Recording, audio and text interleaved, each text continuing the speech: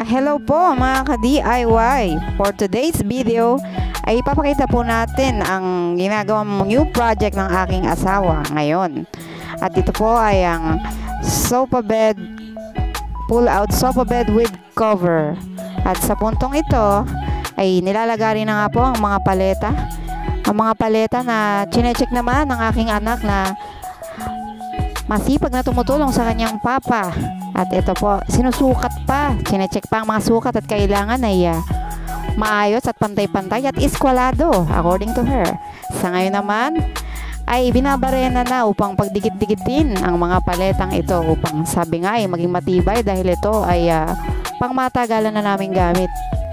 At ito medyo umuokay na at nakukumpleto na at nilalagyan pa ng distansya. Ngayon naman ay medyo naayos na. Ayan, chinecheck pa talaga yung sukat ng aming anak. Ito talaga yung pinagplanuhan dahil kailangan na palitan na namin yung aming sofa bed na sa matagal na panahon ay ginamit na namin. Kaya ito, naglaan sila ng time, tamang panahon upang ito ay magawa. Weekend nila ito ginagawa. Kaya ayan, magkatulong ang father and daughter bonding na aking asawa at anak. Ayan, nagsasalita pa ang aking asawa. Hindi ko alam kung ano sinasabi nito pero masaya siya dahil may new project siya. At unti-unti, eto na nga, chinecheck.